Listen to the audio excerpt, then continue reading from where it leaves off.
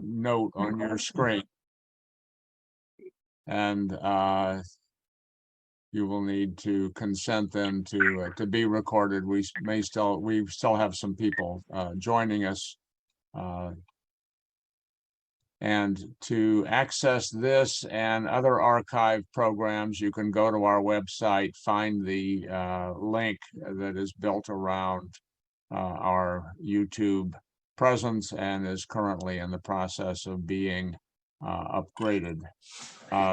This program is built around subjects of interest to O-scale two-rail modelers. In shorthand, we refer to our branch of the model railroading hobby as OS2R.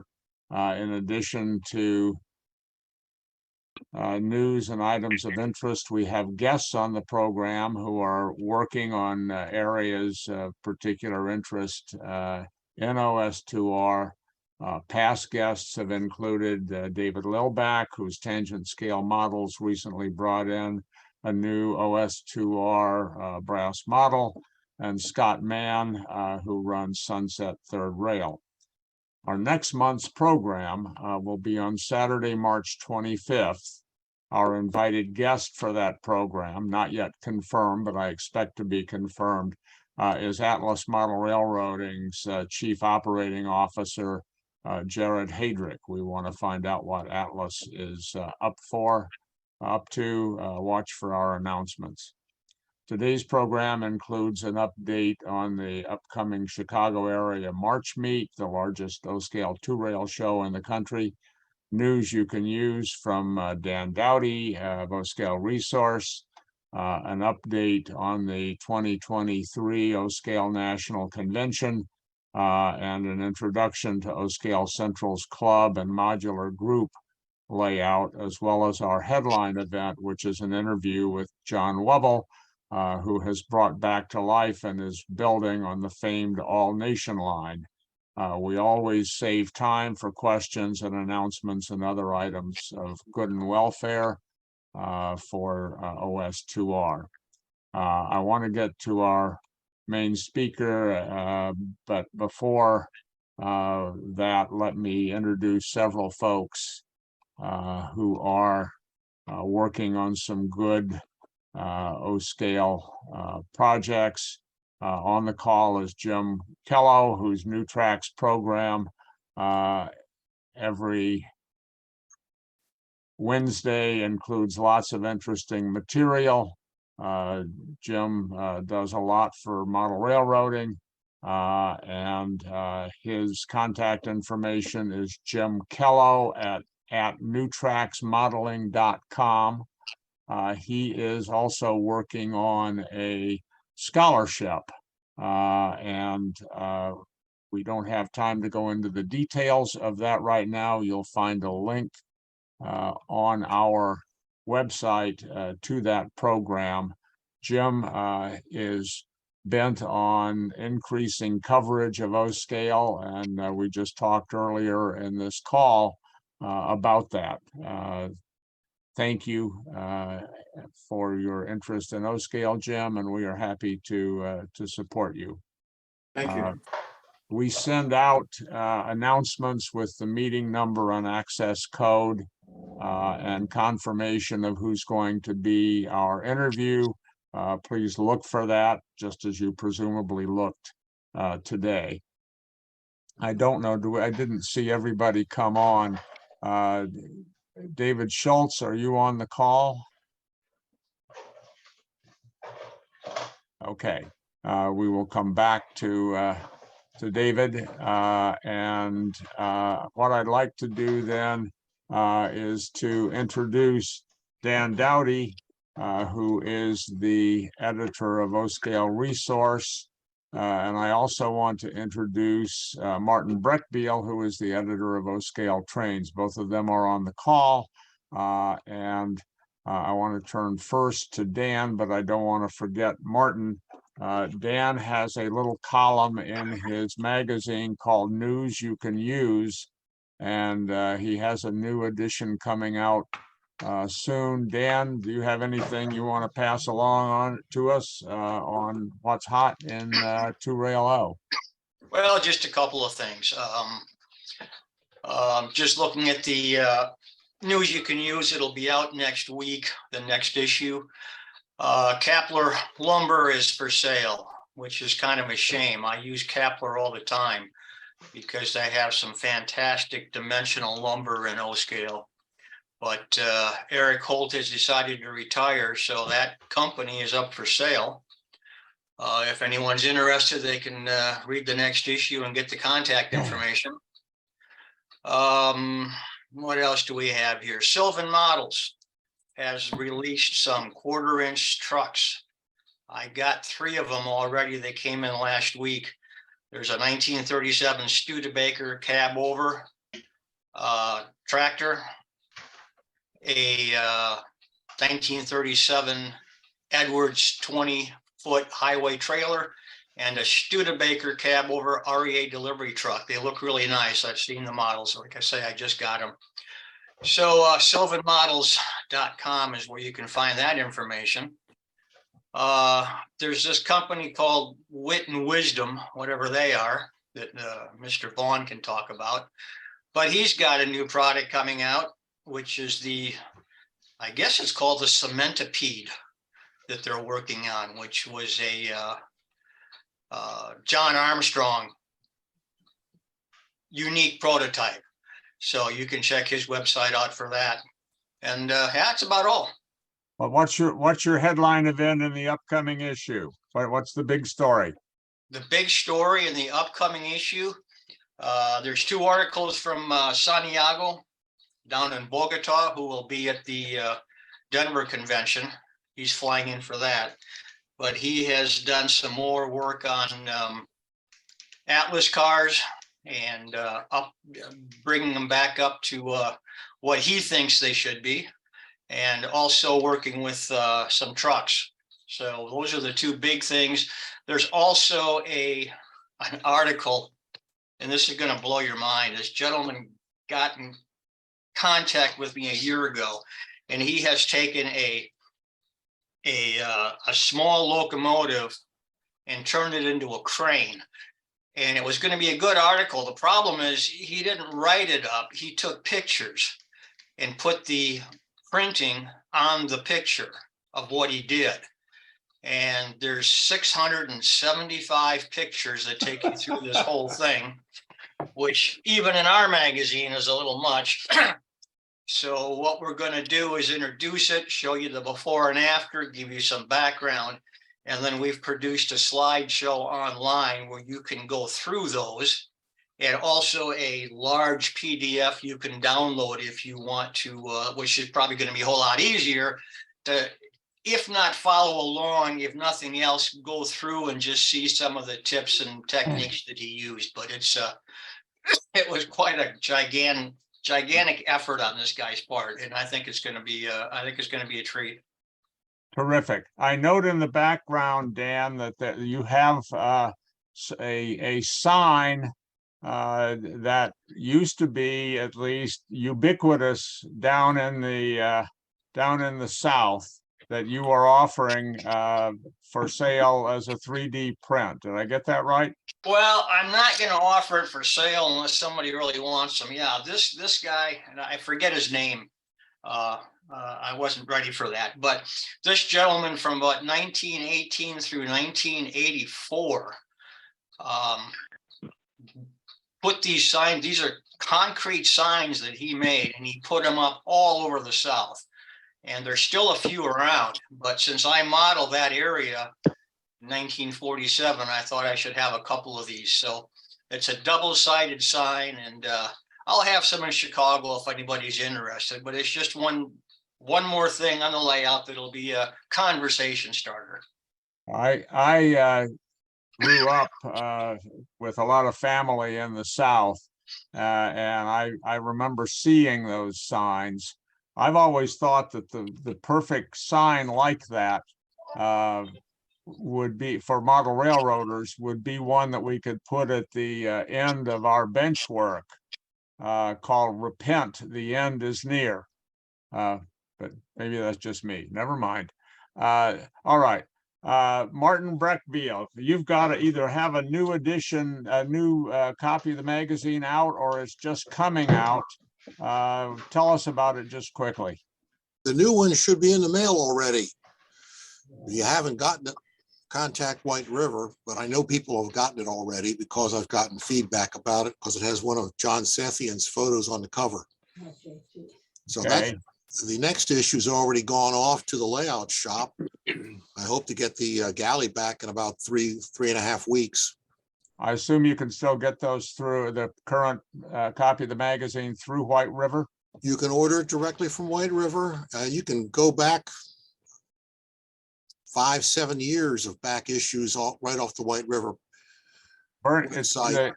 The magazine has the second article on Bernie Kempinski's O-Scale Civil War No, layout. that was the prior issue. Oh, okay. I'm an issue behind. What you got on this one?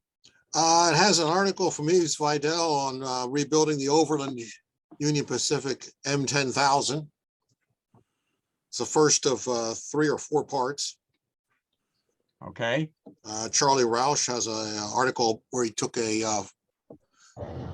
made a icing depot out of took the HO version from the fine scale miniatures kit and scaled it up to O scale and scratch build it. There's an article in there of the steel trestle bridge, first part of that from Bob Glorioso. So the second half will be that, and see, that's issue 126. So that'll follow. Those will all be followed up in 128. 127's off to the, like I said, to the layout shop, and that'll have the continuing story of locomotive drives, part 2 from Marty McGregian in it. Very good. I want to thank Martin and Dan Dowdy for the work that they do with the magazines, different formats, different platforms, but all solid O-scale and really helpful. Thank you. There it is. All right, that's John Sethian's Penzi layout complete with overhead. Yeah, it's a So, lousy low resolution photo printout from a PDF, but it's the best I have in my hands. terrific. Excuse All me right. for a second. Yeah. This is John McInerney. Hey, It's the first time I've ever met you, Martin, and you've been publishing my stuff for several years now. yes, It's indeed. It's finally nice to see you. It's always good to put a face to the name. Even though I'm ugly. Oh, I don't think a lot of us can claim much better than that. Yeah, I know. Just All right. teasing. Do we have David Schultz on the call yet? Apparently not. I want to flag for everybody the fact that the Chicago March meet is coming up on March 17, 18, 19 at the Westin in Lombard, Illinois. This is the big tent for O-Scale 2 Rail in terms of shows. If you've never been there, I don't know that there'll be that many people who have never been there. Information on it, including registration and hotel and schedule, is available on the website marchmeet, one word, marchmeet.net. If you are a member of O-Scale Central, you should have received in the last couple of days a copy of our Drawbar newsletter. It's got all of the specifics on that. Bob Chellan, did you get with us yet? Okay. I want to put in a flag. It's further out, but the O-Scale National Convention is going to be held June 8 to 11, 2023 at the Hyatt Regency, Aurora, Denver, Colorado. This is going to be not just a repeat, but a new emphasis from the 2021 convention. If you've never rail fanned in Colorado, you're missing something. There are new things like the Rocky Mountaineer now has Colorado service. All of the Colorado narrow gauge is still there. It's going to be a good program. They've got a good set of clinics.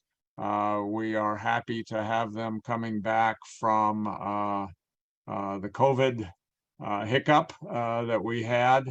And I hope that you all will give serious consideration to that. Information on the convention is available at O-Scale National, all one word, oscalenational.com. It's got all of the schedule, the registration, the hotel information, and so on. Sorry, David, thank you. I Oh, was trying hi, to hold Bob. up my convention hat, but Martin, I didn't want you to know that I got my copy of the O-Scale issue here too yesterday. So thank you for sending that out. One thing I wanted to mention about the O-Scale National Convention, other than obviously we're going to have some great layout tours, including David Stewart's Appalachian in Ohio, which I think all of you probably know or have seen or have read about. But one of his operators, Bob Sobel, who's a photographer, just sent me the description of his breakout session. And he's going to do something on the original, or I should say second generation, Weaver Drive, not the end tower, but the center tower. And he says they've had more reliability out of the simple fixes they do to that than they have actually had with some of the P&D drives. So I think for everyone who's looked at your different drive systems, his workshop is going to be one to attend. I think we're going to have some great workshops overall. Didn't want to cut in, David, but I did want to get that. I'm sorry, Bob. I didn't realize you were on the call. I had done a shout out for you, and I didn't get anything back, and I went ahead and gave That's the plug okay. for the convention. But Bob is the spearhead on that convention, chairing it as he did in the 2021 convention, which, given all of the craziness that was going on at the time, is a remarkable feat by itself, and to come back and do it again is even better. One additional thing, we're doing updates this weekend to both the website and Facebook, so keep an eye on that, and then watch for a couple of different emails depending on whether you might be a vendor or a participant that'll be coming out this week. Thank you, Bob. And we will have opportunities. Now may be a good time, actually. Does anybody have questions about the O-Scale National? Bob would be happy to answer them. Otherwise, get your fix on that from the website, and join us if you can. It's going to be a good time. Thank you, Bob. All right, one of the real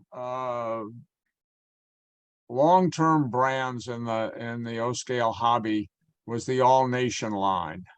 And the All Nation line and its predecessors apparently started as far back as 1948 with Atwater models. Some of the guys who are approaching my age may remember General models. Eventually that got into All Nation.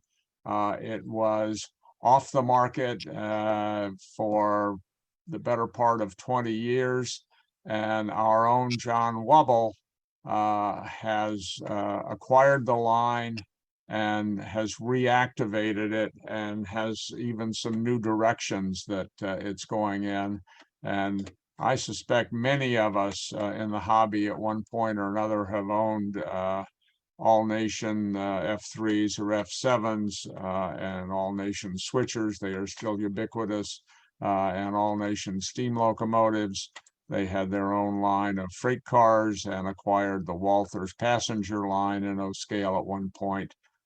John is going to tell us sort of where All Nation came from, where it is, and where it's going, and we are most pleased to have it back. John, are you ready? And John has some slides that he's going to put up to illustrate his points. John, you ready to go? I am ready. Thank you, David. It's going to turn it over to you. Okay, and I appreciate the invitation. And I'll start off by just giving a little bit of historical background.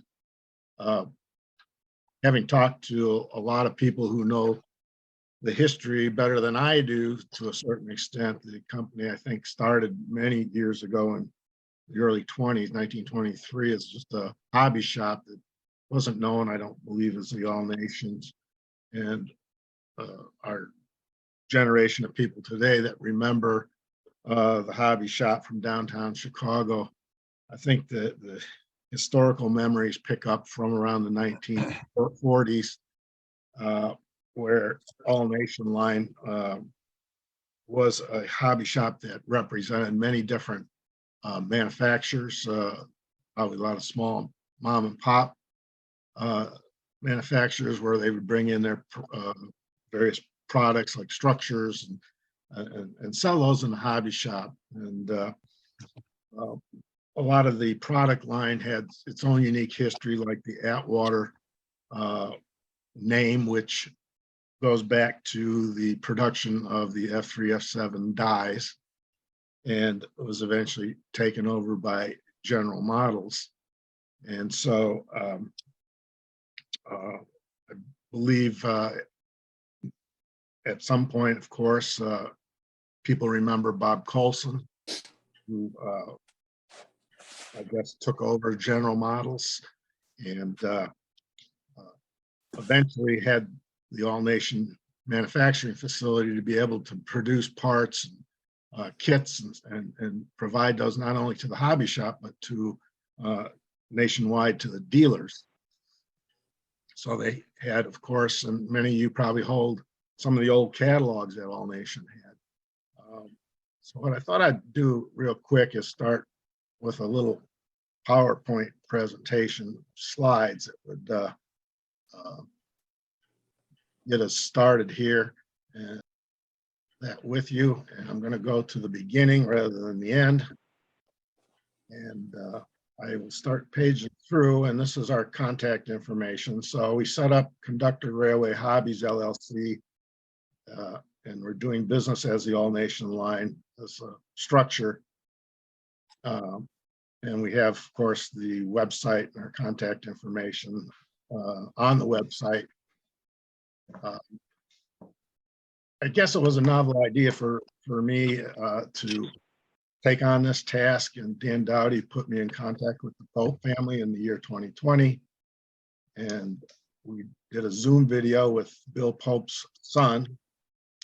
Most everything was in Bill Pope's barn in Carroll Stream, Illinois. As you may know, Bill had taken over All Nations, I believe, from Bob Coulson, and had worked that business up until his death about 15 years ago. And of course, it was dormant for that period of time because his sons didn't pick up the reins and carry it forward. So we purchased it in December of 2020, and the assets actually arrived on January 4th, 2021. So I have a little typo in this slide. So what came with it? Vulcanized rubber dies, spin dies for making parts, silk screens. A lot of the old kits had silk screen sides and decals. Original cabinets from the downtown hobby shop. Tooling and patterns, that's important. A lot of dies. The inventory, we had documentation, equipment, kick presses, things like that, reference models, and of course the Walther's O-scale passenger car line. Now the parts, I think, for the O-scale went to Kiel line, which is Scale City Design today. You can still get those parts. So our original strategy here to try to revive All Nations was to try to first support legacy products in the field, because I know a lot of modelers needed parts. And our objective was to supply those parts and support scratch builders out of the gate. And our goal was to jumpstart and revive the business and get the name out. We started organizing everything into an electronic database because Mr. Pope did not have anything computerized. Rather difficult to know what you had quickly without having some sort of inventory system. Now, at this point, I'd like to pause and thank people because, and I don't have everybody on the list. I haven't done this by myself. My two sisters, Retta and Kathy, have helped me immensely. My son Leslie and my wife. And Dowdy helped us get the website going, and well, Dan and even Martin Breckfield have helped us through their magazine to get the word out and do product announcements. We've had other modelers like Phil out of California do the cab interiors and donated the CAD files to bring that to modelers, F3, F7s. I've had other fellows like Rich Yoder give us advice, and we certainly do appreciate that. I know probably many of you here have also been kind and ordered from us.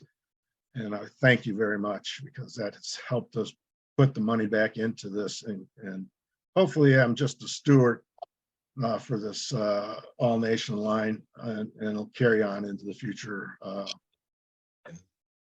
we're trying to get some work done now to keep it vibrant.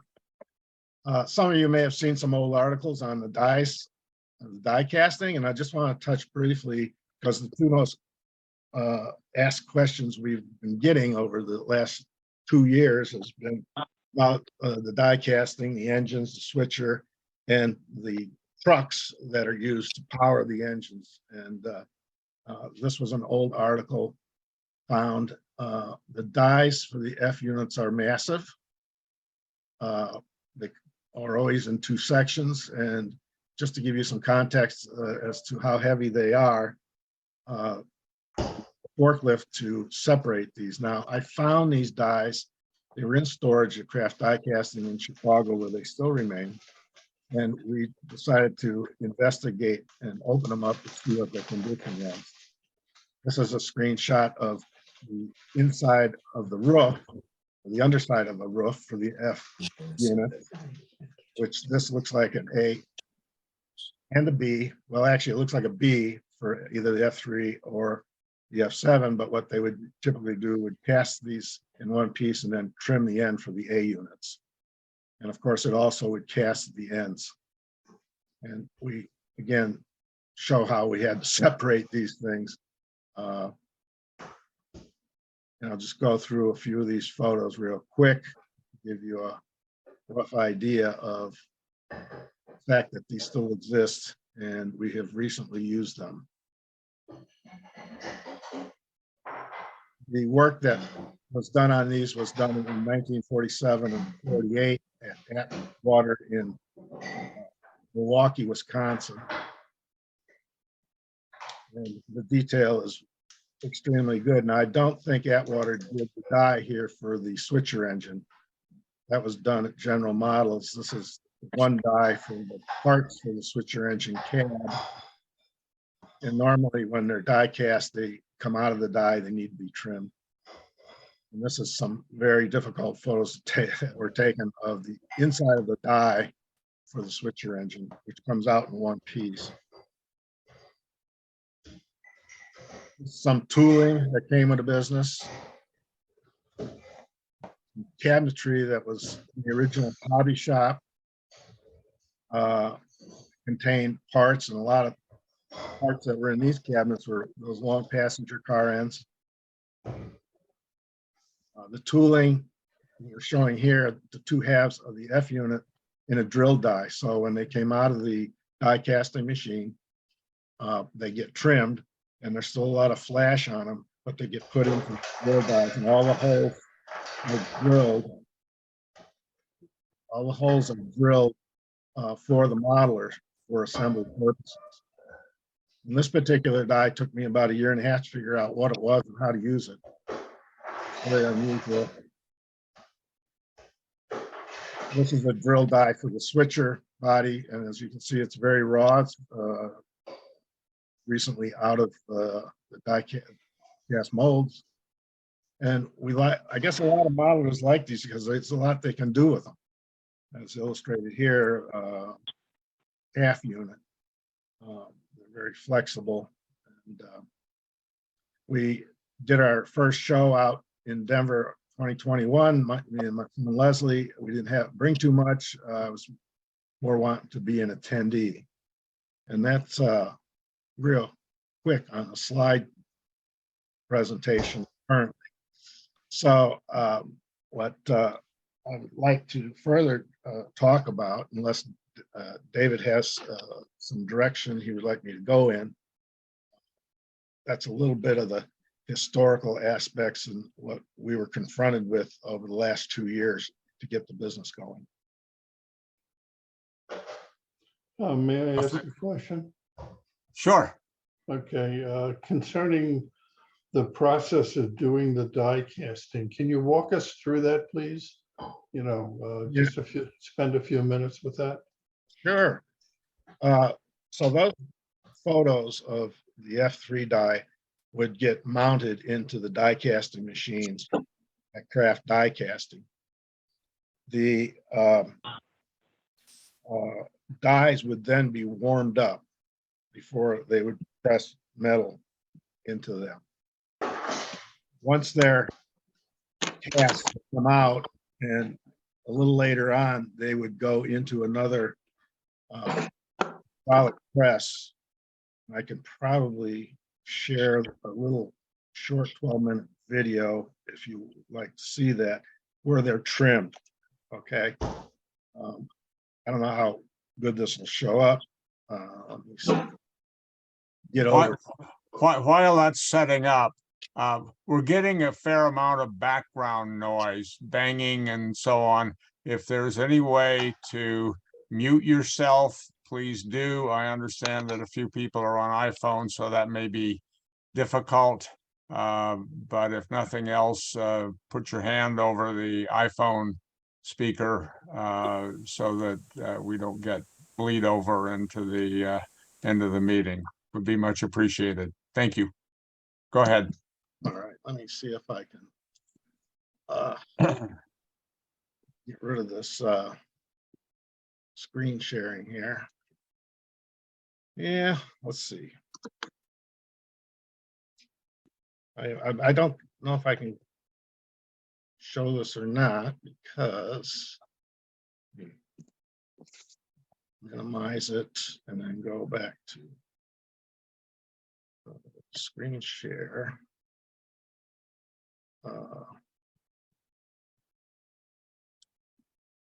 Here we go. So the parts would come out of the die casting machine, they would cool a little bit. And this is a quick example of a machine that trims the big sprues or flash around the part. And let me see if I can play this. What's the alloy that they're cast in, John?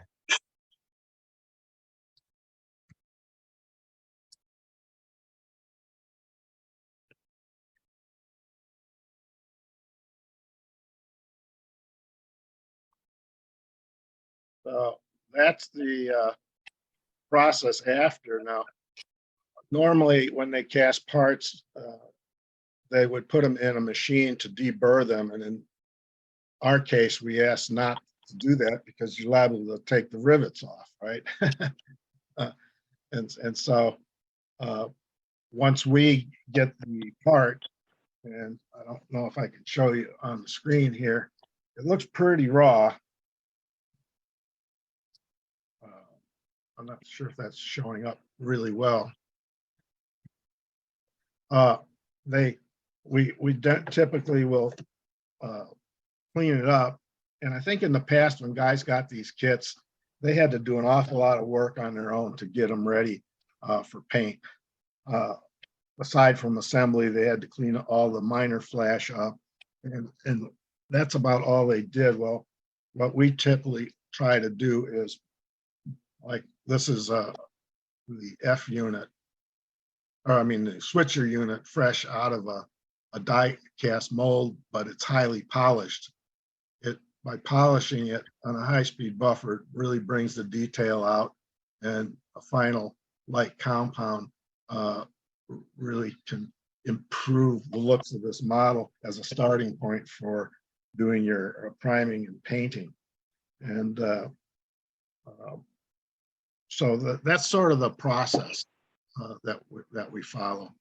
So is All Nation going to Chicago? And if so, what are you going to have in Chicago for people to look at and buy? Well, we'll have the F units and the switcher in various forms, whether they want a kit or partially assembled or fully assembled with power.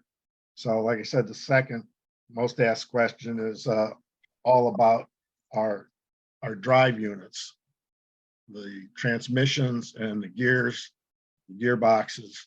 And what we have done with not only All Nation parts and Walthers is we've tried to stay with the same part numbers in the old catalogs, because so many fellows, when they call or email us, they cite a part number, and it's easier to identify what they're talking about and make sure we're on the same page.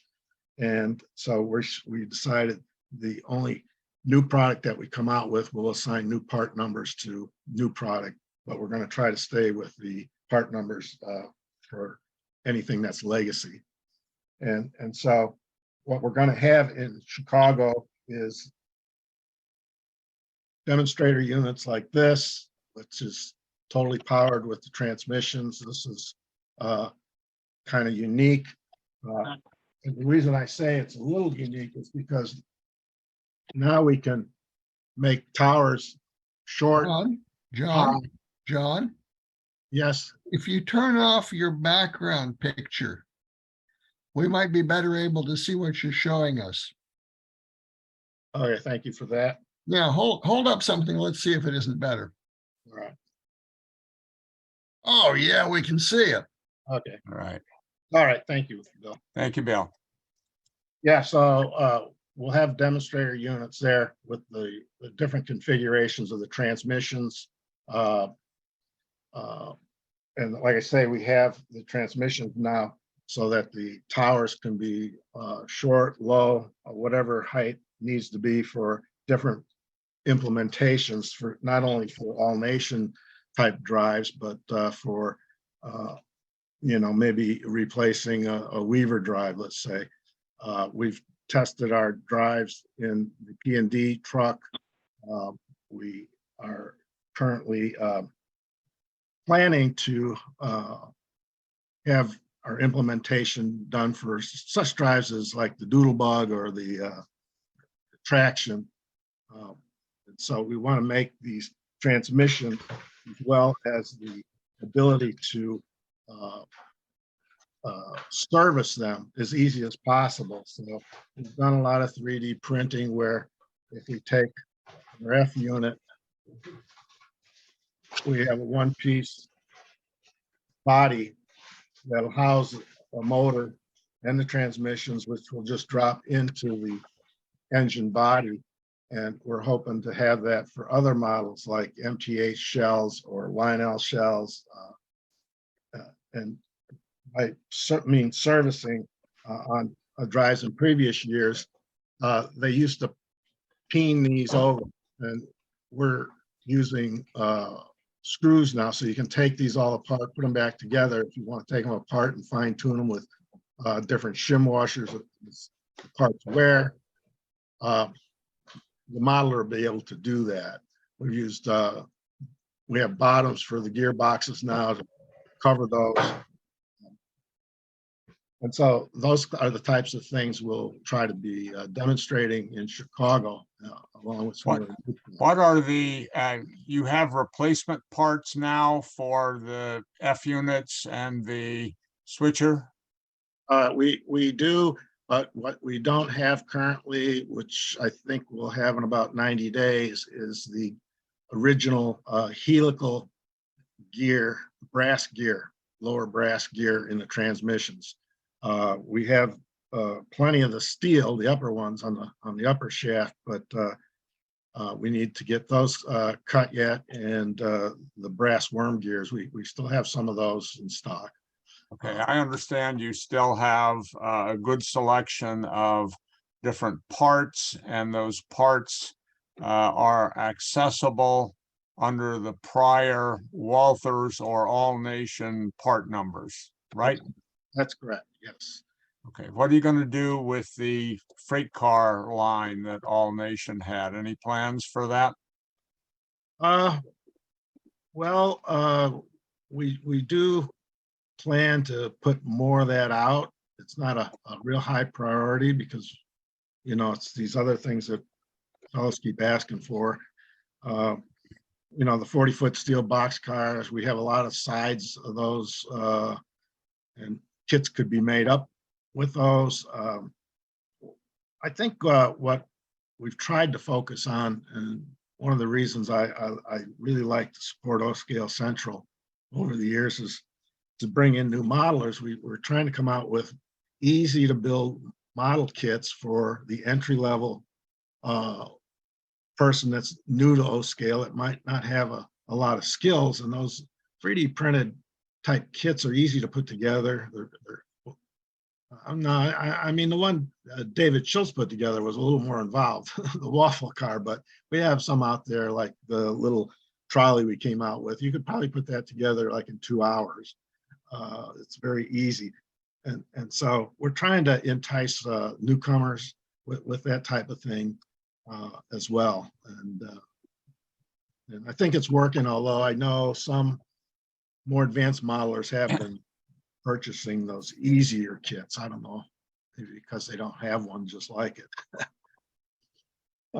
May I make a comment here?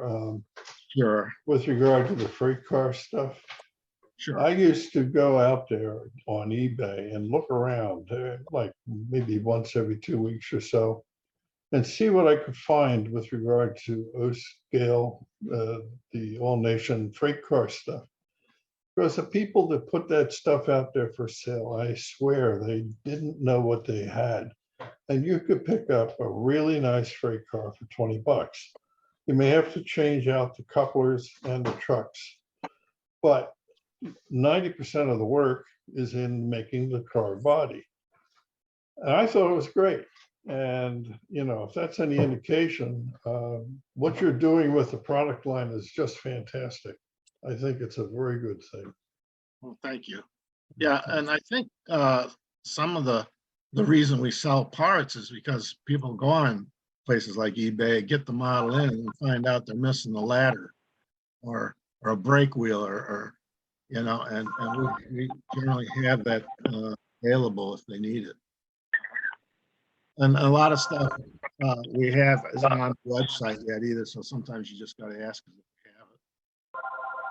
Well, thank you very much, John. You're doing a great service for the hobby. Lord knows how many All Nation F units there are circulating around there. And I think it's terrific that you're bringing them back. They're good, solid units. And I think it's terrific that you have and will have parts for them and are doing some real innovation backwards to go forwards. And I think it's really a good thing. I want to thank you for sharing that with us. Okay, thank you, Dave. Okay, we have a quick time for questions specific to John. We do need to move the program along, but if somebody's got a burning question, they can give it, or you can follow up with John later. John, Eric Peterson, a little more about the chimney trucks for the switcher now. Those are different than the original kit, it appears to me. Yes, we've had requests to come out with an AAR Type A truck, and I needed a better truck to do testing of the transmissions.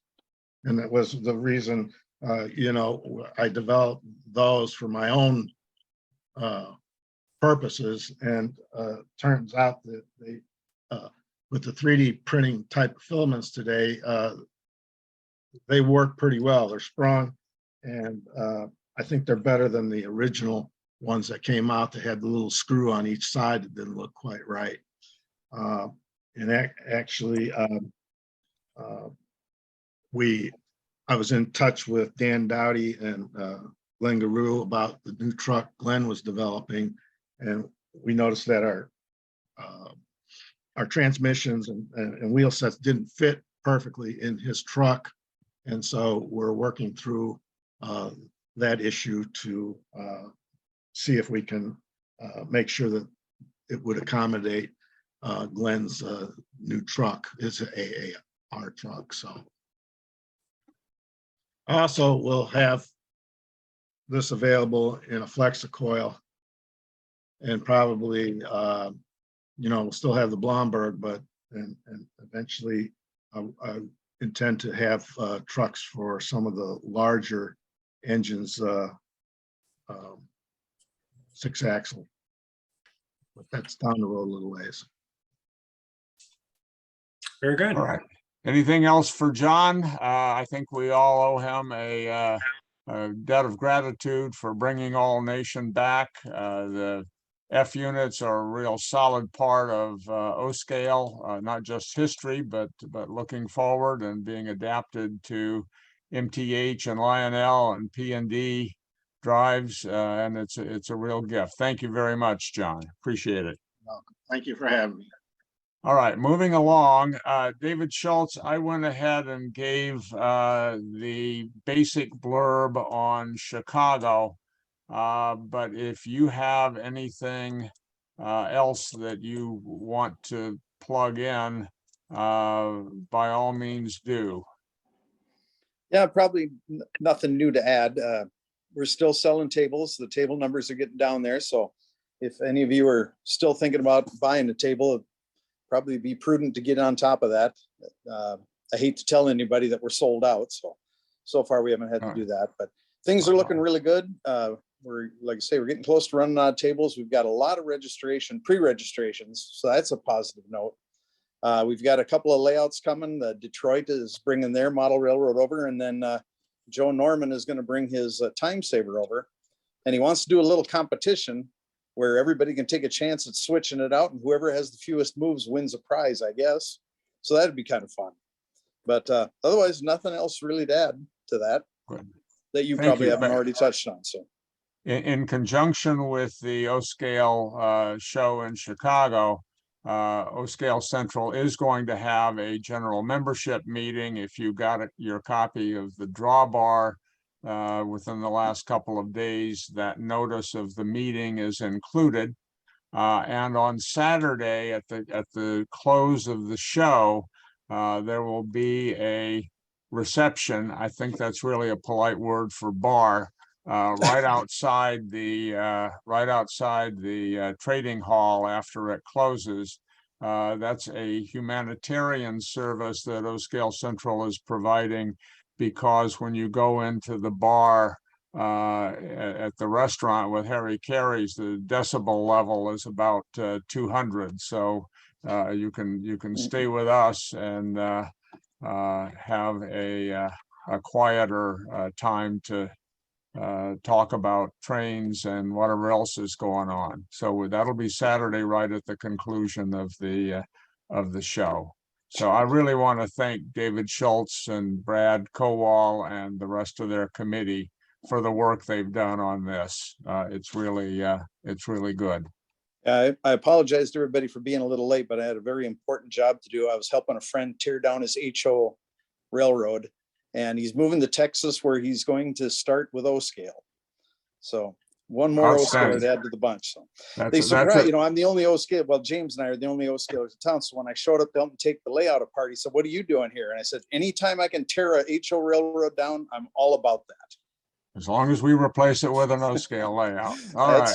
That's what his plan was. So thank you. By the way, I assume most people are familiar with the chat function on Zoom. But if you go down and click on chat, you will see several entries. One of them is the connection that John Wubbel put in on how to link up to the O-scale Central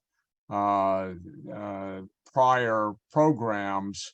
And eventually, this will be also linked to Terry Terrence's well-known line of layout videos. Terry has graciously given us access to that. That will be through the website. It's not yet up and running, but it will be. if you've not seen Terry's programs, they're really worthwhile. Martin Breckbiel also put in a link for O-scale trains where you can get the I think prior issues, as well as, I assume if you get into the website, you can also get the current issues, and you can even subscribe. So a good plug for that. I did not include in our focus on Chicago, which is the big show coming up.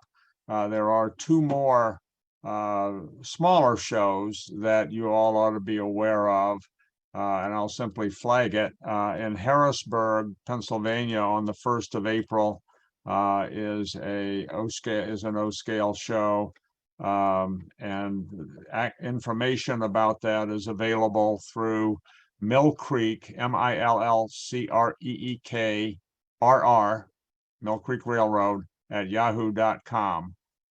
And on the 15th of April is the Strasbourg show, which we've had for many years. I think everybody knows that. If you need it, Rich Yoder is the sponsor of that show. He can be reached at 484-256-4068.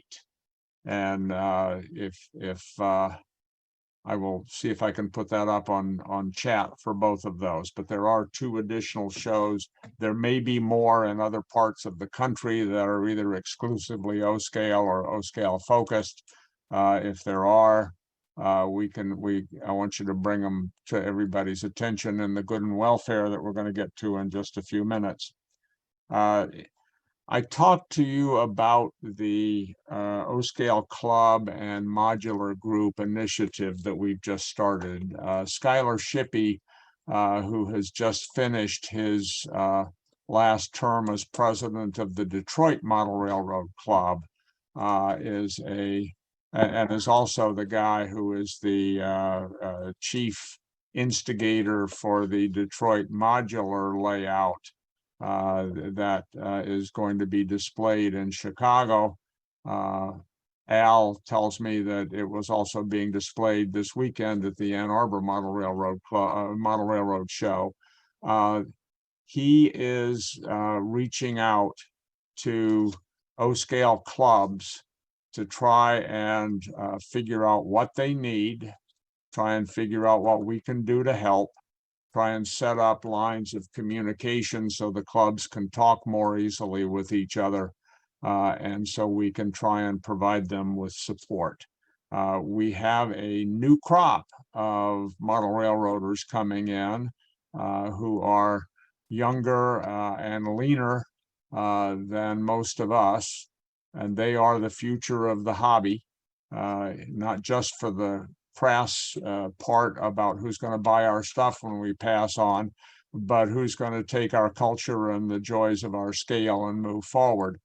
A lot of these people are coming in and they don't have the space or the money to do a big in-place layout. And this generation is a lot more mobile than we were, so they need to be able to move around. So we see clubs in the traditional way, clubs in the round robin mode, and modular groups as being an important part of the future of the hobby. We will be reaching out to try and establish contact with and provide assistance to each and all of these clubs. You can get in touch with Skylar on behalf of your club, or just if you are curious, through his, why don't you try it through the website, and we will provide a link to get you to him. But we're very excited at this. We think it's an important need for the hobby and the scale going forward, and we're happy to participate in it. And finally, before we go to good and welfare and get people's announcements, people's questions, people's comments, I want to flag for you with the fact that O Scale Central is a membership organization. We have a number of benefits that are exclusive to members, including our quarterly journal and our monthly newsletter. And we will be activating a member side with membership lists that are and contact information that is password protected. But we also are working for the good of the hobby. We think everybody who is an O-scaler owes at least a small duty to perpetuate the fun that we have with the scale and the special aspects of it. And we hope that the things that we are doing, including this program, will be worthy of your support. So oscalecentral.com on the website is a way to join up as a member, and we would encourage you to do that. We would encourage you to have your friends do it. We are providing this program beyond our own membership.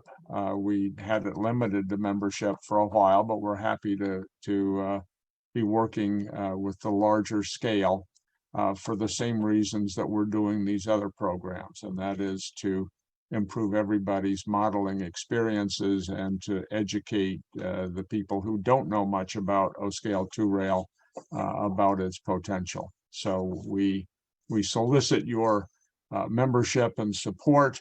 If we were running a telethon, we'd say go to your phone right now or go to your internet and jump on and join. But we would hope that that people who are not presently members would consider doing that. Thank you. All right. At this point, we always have at the conclusion of the show what we call a good and welfare section. And I would I know Dan Dowdy just put another background on his picture, which I recognize. Anyway, good and welfare. Anybody got any comments or questions for the good of the order? Just one more quick comment. I put it in the chat too, is the O-Scale South is coming up next weekend, next Saturday.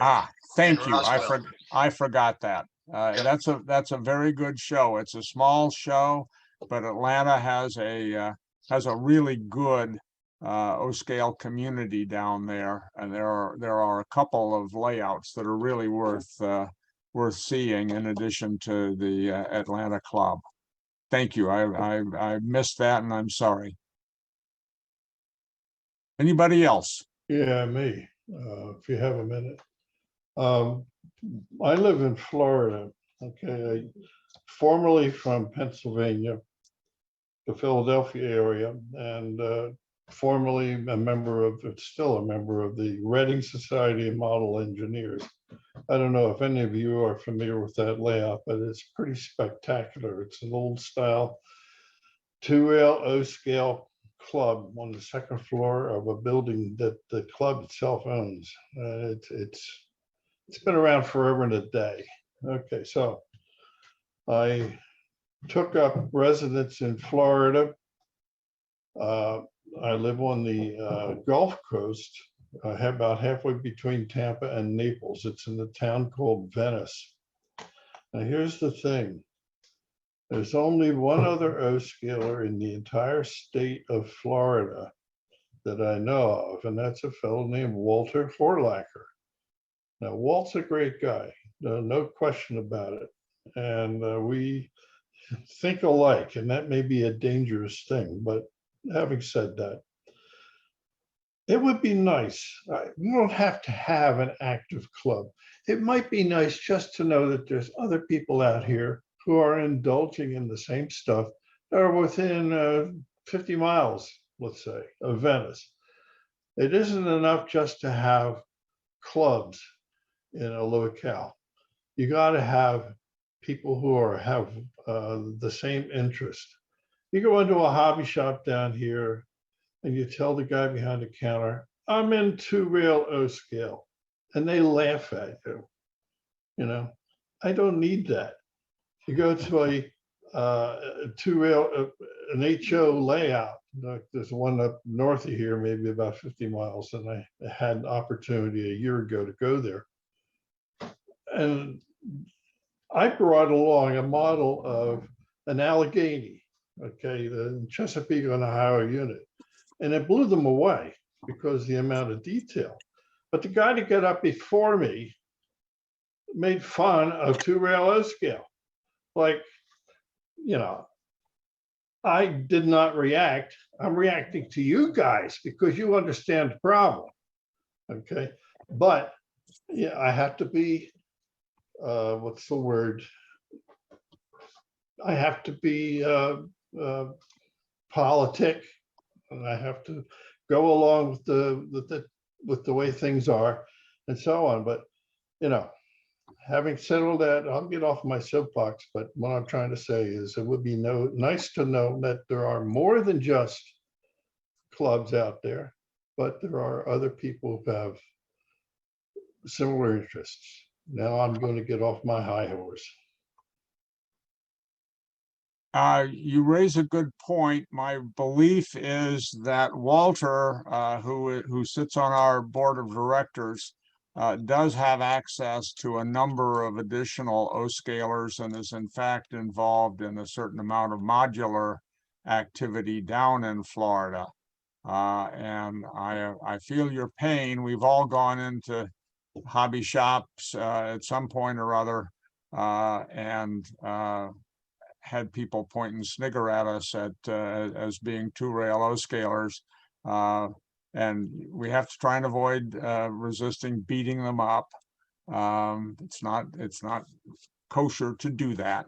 But I feel your pain, and we do have a list that people can look up O-scale central members if you are an O-scale central member. For the great unwashed out there, the best solution is to sign up and be a member, and we'll get you plugged in with other people.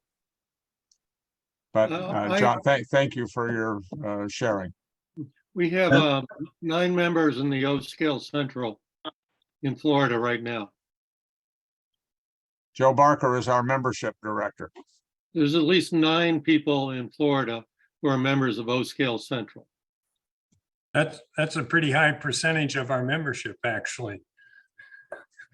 As being a second generation O-scaler living in Southwest Idaho, I can kind of feel his pain, but he doesn't have as bad as we do. Out of the 5 O-scalers over here, I think 3 of them are Proto 48. So, but I've got generational O-scale that I'm trying to keep running so I can keep my dad's memory alive with that. And good for you. Good for you. I did have a question about the modular part, since that might be where I end up doing most of my modeling is with modular. Did you say there's already standards being built, or are they in the design phase right now? Eric will speak to that.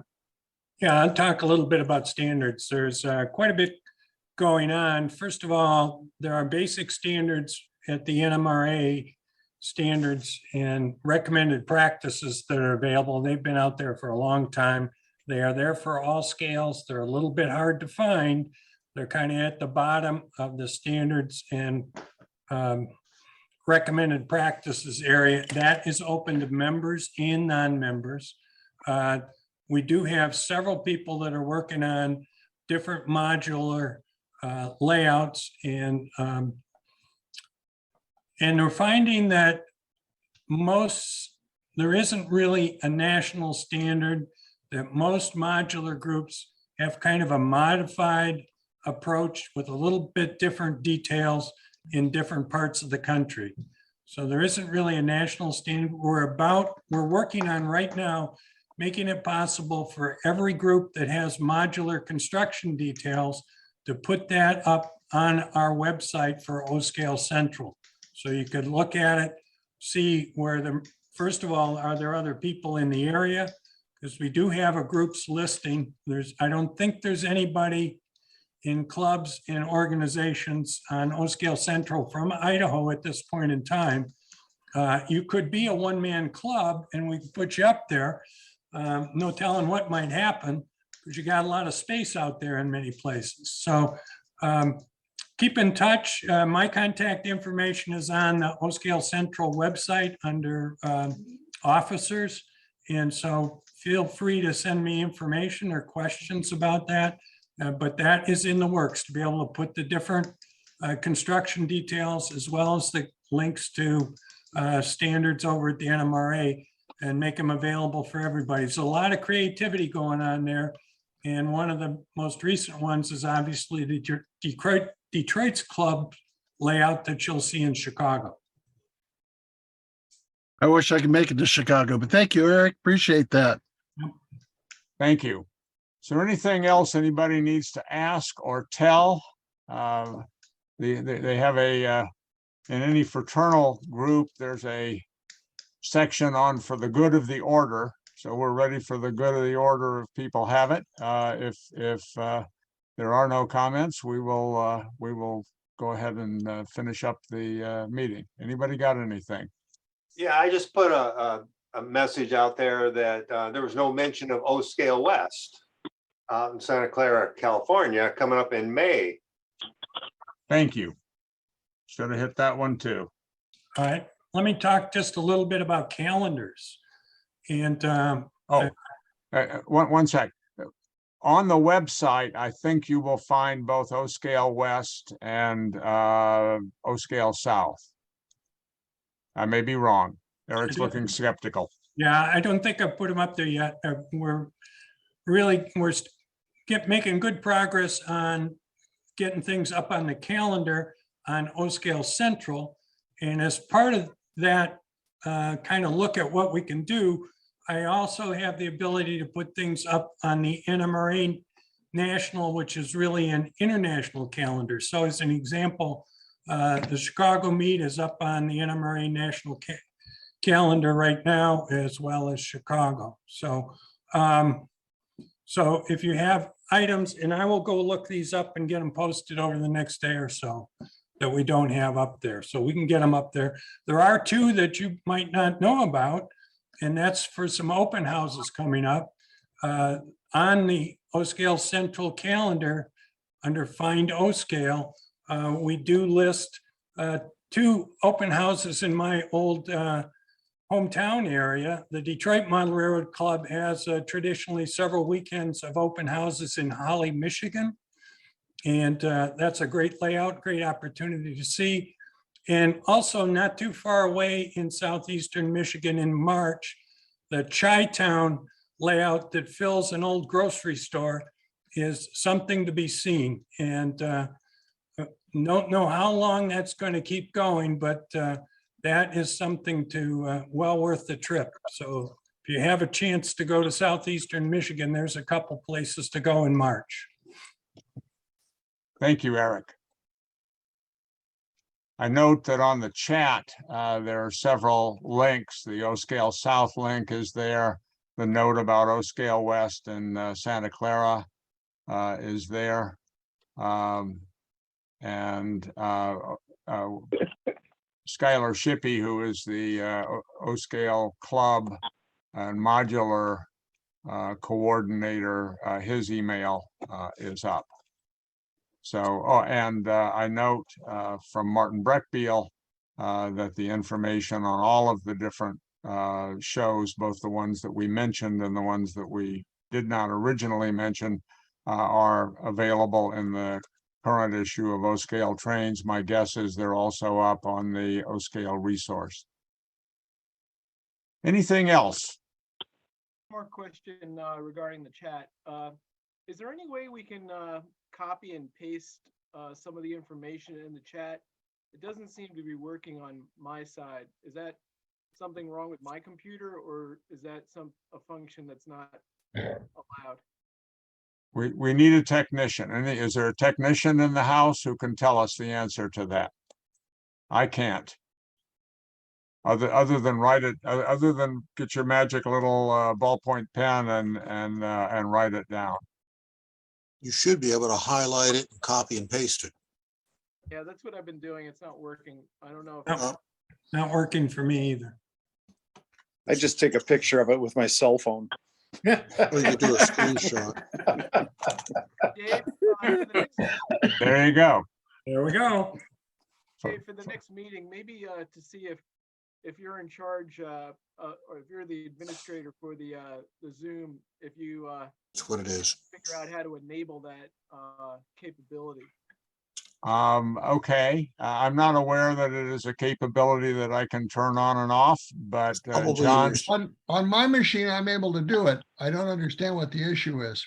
Yeah, same here. I'm using the snipping tool and I can copy anything and paste it on a Word document and have been doing that. I can take pictures of photos and any text, anything with the snipping tool. Now, I'm using an older version of Windows and maybe a newer version doesn't Yeah, have that capability any longer. It's not copying the text. Huh. I just did it. It works on mine. Well, I guess it depends on your computer or your your system. I'm doing it right now. It works for me. So I don't think it's the Zoom, it's your individual computer. Maybe okay, you can take a screenshot. Yeah. There's Take a ways around screenshot it. of it. Yeah, no, okay. all right. We'll leave this up long enough so that anybody who needs to take a screenshot can do it. If there's nothing else, I want to thank everybody for oops, Al. I've got news word of mouth about the Paul Gribble's layout in Commerce, Michigan, and that Okay. this will be the last season it's open.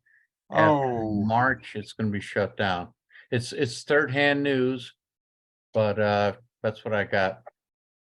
Paul Gribble, who is the spark plug on that, is a really wonderful guy and very dedicated.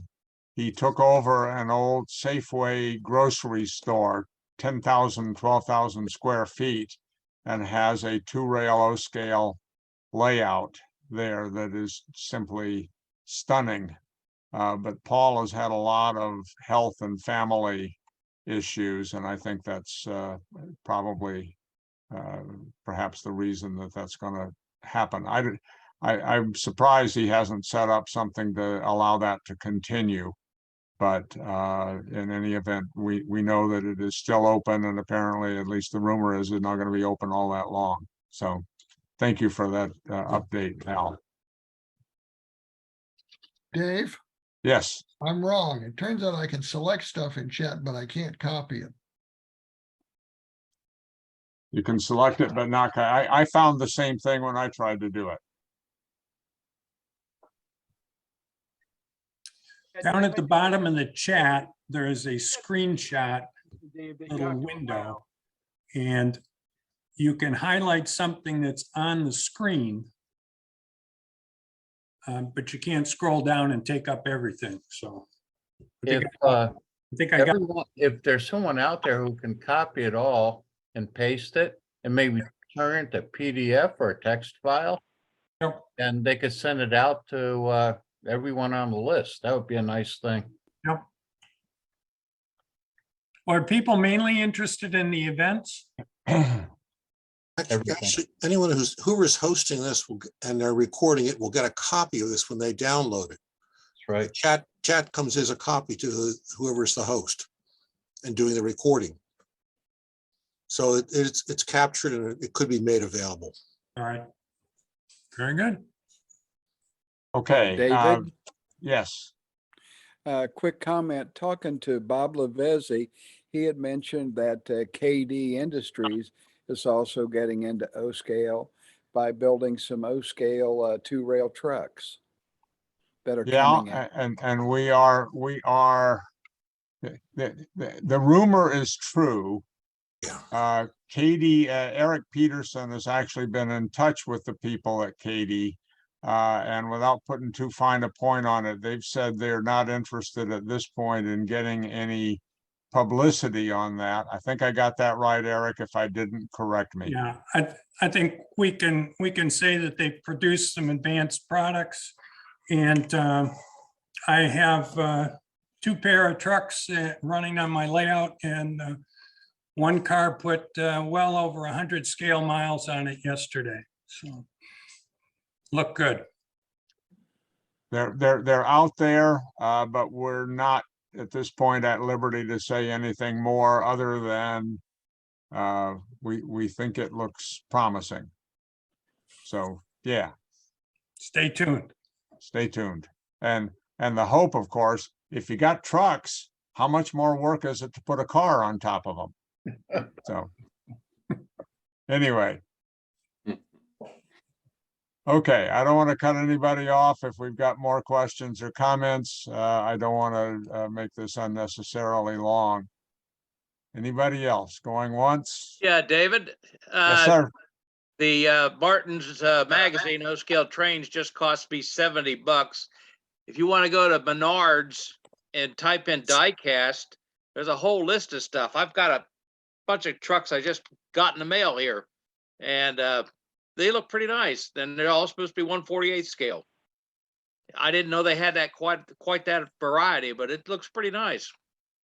That's good. We're looking for more manufacturers to separate us from more of our money. That's the That's what you plan. need. Yes. Seems to be working. Well, if we can just get them doing nickel plate Berkshire. From your lips to God's ears.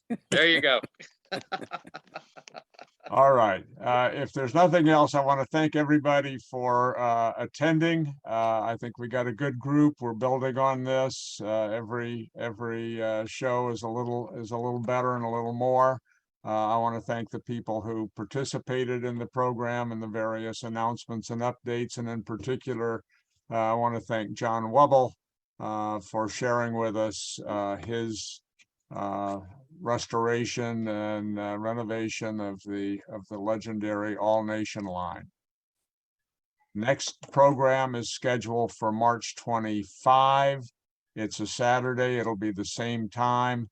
I have not gotten confirmation, but I'm hoping for confirmation from the Chief Operating Officer of Atlas. I know you all have a lot of questions and perhaps a lot of comments for Atlas. Good or not so good, they are still the 900-pound gorilla in O-scale 2-rail. So we need to keep them active and keep them alive. John, you got a comment or question? You're muted though. Muted. I'm sorry, I was talking to my wife and you saw me waving my hands around, so. Okay, all right. So you were just waving your hands at your wife. We can all wave our hands at John's wife. All right. Hey, Okay. David. Sir. Yes. On the chat, if you open up the very bottom, there's some icons on there, and one of them says file. And if you click on file, it'll give you several options to save it, and one of them is computer. You click on computer, and it'll give you a place to save it. Okay, so anybody can do that, or is that only me as a host? I'm on a computer, so anybody on a computer should be able to do it. I will leave the Doing it. meeting open.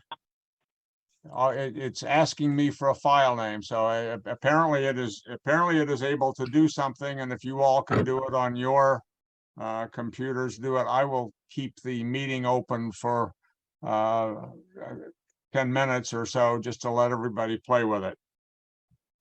That's to actually share a file and upload it to the group. If you have a file that you want to share with the people in the meeting.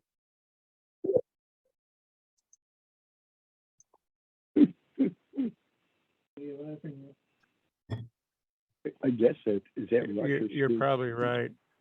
He is right.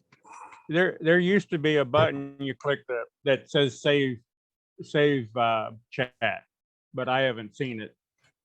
Dave, I'll check and see if I can speak to one of my IT people, Zoom, better than I do, and see if that's a permission that you would have to enable. Okay. If anybody has questions or comments that they want to get to me, and I will certainly pass them along with John Wubbel, who has longer term responsibility for the online programs. I can be reached through the website. I think it's president at O-Scale Central. So feel free to pass along your comments or questions. If we did something you really like, tell us. If we did something that could be done better, tell us that too. We're trying to learn from this whole process. So thank you, and I hope we see you and your friends on March 25th. Watch for the announcements. Okay, thank you, David. Thank you all. Thank you, David.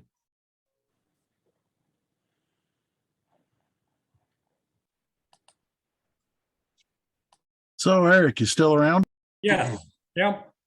Yeah, where was on the O-Scale Central? Is there a section that's about the modules and progress? Not yet.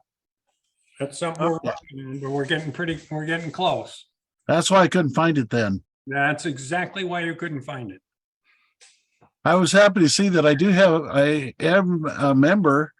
I think I did that on the last O-Scale group, but I forgot what the password was, so had to redo that. Yeah, there's a way to recover that. So, and if you go to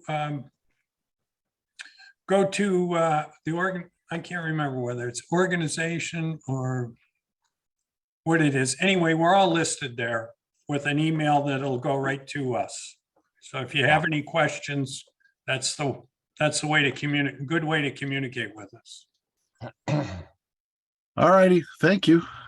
And yeah, like I said, I was glad to say I got the membership. I'm got a new password in, and hopefully I'll be able to look in there more often. Very good. And I'm sure Joe Barker will notify you immediately if somebody else joins from Idaho. Well, that would be good. That would definitely be good. Big sky country. Yeah. That's Montana. Yeah, we're actually on the Oregon-Idaho border, but most of Oregon, well, we're trying to take over a good portion of Oregon and leave Portland and Salem to themselves. Good luck with that. Yeah, good luck with that. Well, that's what everybody's telling the politicians, but as long as the Oregonians want to do it, I don't blame them. And one of the things I thought was kind of hilarious was the Idaho politician was trying to get everybody into it, was said, we would push the drugs farther to the Cascades if we do this. This way we don't have to worry about the drug problem. Is Tom Hoback still on the call? Probably not. I don't think so. Okay, I just wanted to compliment him on his wonderful layout that I saw photographs of recently. I was over there yesterday, so it's doing well. Good. He's planning to be in Chicago. Excellent. All right, Jim Cantor, you were going to have a membership party with your O-Scale group 2 weeks ago, I think. Did that come off? You're muted. You're muted. You're still muted. Still muted. There you Yes, go. we're working on that, but we'll have that handled shortly. We got some new Terrific. members. Terrific. And so also, David, there is a 143rd Scale National Convention 20 minutes from the Chicago show. And it's miniature automobiles and trucks. And it's 20 minutes from the show. So Same weekend? Same weekend as Chicago. So I extended an invitation to all those people to come and participate at the Chicago show. Fantastic. Fantastic. Do you know what their hours are on Sunday, Jim? They are open Saturday, so that's where I encouraged all of those people that are in 143rd scale to come to the Chicago show Sunday morning. Okay, so it's Saturday only. Yeah. Yep. Okay, great. I'll send you the information. All right. Okay. Very good. I'll leave, if there's still people playing with the, trying to download or do something with the chat, I'll leave the meeting open for a few more minutes, and anybody that wants to shoot the bull, during that time is welcome to stay. By the way, Martin, I want to congratulate O-Scale Trains on the, Civil War, articles. Bernie's article. Yes. Well, it's your article because it's in your magazine, but I'm merely the editor. I try not to write other people's articles unless I have to. well, that was a good pick then, and turning him loose to do his writing was a good move. Yeah, I was very pleased to be able to capture Bernie's article, and he takes fantastic photographs. On the M10,000, I have my dad's old Lionel M10,000 that he converted to 2-rail. So if he gives good interior details, I'm going to put interior in that old Lionel. That'd be neat. Yeah. I hadn't thought about that. And Eric, I see in the coupler that you do passenger cars, so I might have to talk to you about passenger cars at all as well. That's one of my main loves. Okay, and you never know, I might have some extra ICC kits to get rid of one of these days. I've been buying up most that I see on eBay at a good price, so I've got several of them. And the what's the metal ones? Yeah, I'm not sure. Yeah. Anyway, I got a few of them as well. So Very good. Yeah, that's what makes the world go round. So I'm building a very interesting stub end passenger terminal with following a prototype that's actually was on my territory when I first went to work for Chessie System, and is now a railroad museum in Salamanca, New York.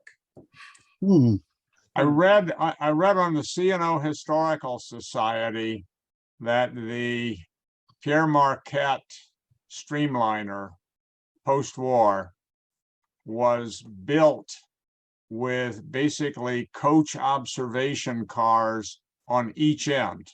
Right. So all I had to do was run the locomotive around the train and take off. I had not been aware of that before. Yeah, the train was like a mirror image, I think, except for maybe the baggage car. I'm not sure whether they swapped the baggage cars out. But yeah, and I believe those were Pullman Standard cars. And Yes. then when they didn't run the C&O, didn't run the Chessie train, they put a bunch of those cars up there for a short period of time. And then those were replaced by the later big Pullman Standard order. Because the first Pullman Standard order was sold to the Pierre Marquette, and the later one went to the C&O. So, cool. Interesting. Hey, Carl, what in Idaho, what do you model? What railroads? My dad was a modeler in Union Pacific. My brother worked for Union Pacific for a while and got really mad at him. So my brother started doing Canadian Pacific, and in my end scale years, I did Great Northern. However, since I inherited my dad's UP fleet, it's pretty much going to be all UP. So good. Sounds like fun. Carl, were you able to reset your password? Yes, I did. Okay, I Thank don't have you. to do anything. But one of the things I'm looking forward to doing, you can see this window behind me.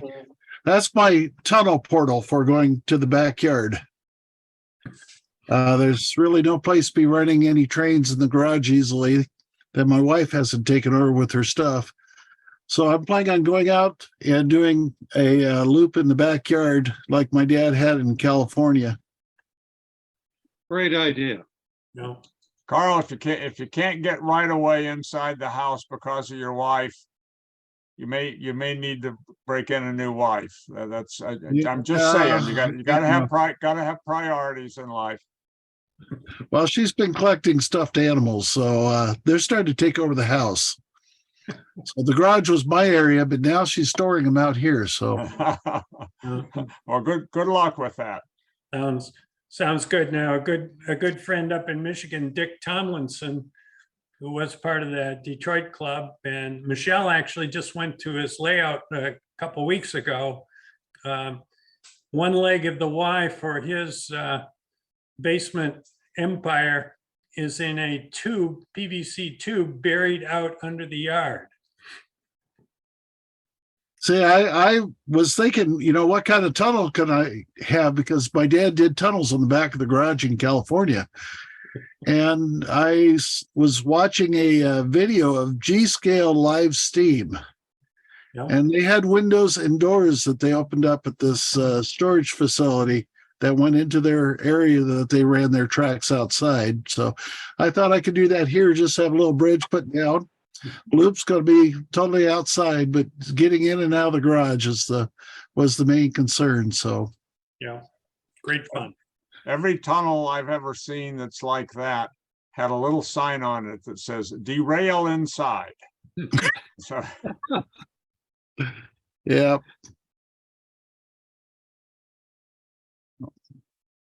Joe Barker, I have a couple of scale 3 railers whose names I want to pass along to you, and let's see if we can coax them inside the our little 2-rail Okay. organization. Bud, Okay. are you gonna be at the Harrisburg show and the Strasbourg show? Not Strasbourg, but we're gonna get to Chicago, and we're hoping to get to Harrisburg. Oh, good. We'll see you in Chicago. Yeah, I'm coming to Chicago too, David. Oh, great. You were on the fence about that for a while. Right. Well, I finally got permission to come. I refer back to my comment about needing to turn in and exchange wives if you have to get permission to do something like that, but that's me. Anyway, that's great. We Joe and Eric and I had such a terrific time in St. Louis at the National NMRA. We had a sectional layout there, but I think we had a lot more fun than the average NMRA HO scalers, just because we just had a lot of fun. Yes, and Jim Cantor was there also. Yep. Yep. Dave Thornton ran trains for an awful lot of the hours we were there too. He did. Yeah. He did. We had a good team. Yep. So now we got to decide what we're going to have at Texas in August. It's a long way to Texas, but okay, we should have something. We got to do something. We'll be talking about it. Yeah. Anybody, the Texas reference is to the NMRA National, which is going to be Texas in August, is it? Yes, in August. I guess they get used to that stuff in Texas. The first time I ever spent any time in Texas was going to a American Bar Association meeting, which was also there in August. And I go up to the hotel room, click the TV on, and it's got local news. And there is a guy frying an egg on the sidewalk. I always heard about that. I never actually saw anybody do it. But you should have had the convention in January. Yeah, well, of course, they could have frozen on the sidewalk. Yeah, well, they didn't have an electric grid back there, did they? Anyway, but Texas in August, can't wait. But we'll have some O-scale stuff there for sure. Yeah.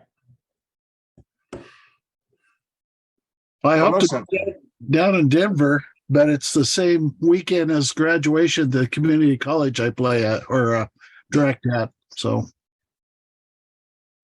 When you direct, what are you directing? I'm the director of the jazz band and the concert band there at the college. No kidding. They didn't pay me last year, so I'm seriously thinking about just blowing it off. And they were supposed to pay me and they didn't. We went to the Army jazz band concert last night here. It was great.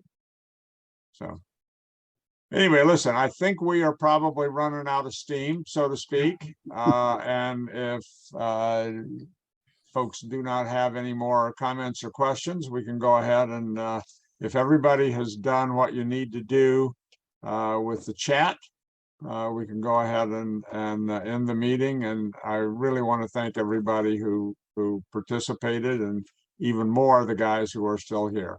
And I hope we'll see you next month. And if you got any questions or comments that'll make it better, email me through the O-Scale Central website. All right. Thanks, guys. Thanks, David. All right. Thank you. Bye now. Bye-bye.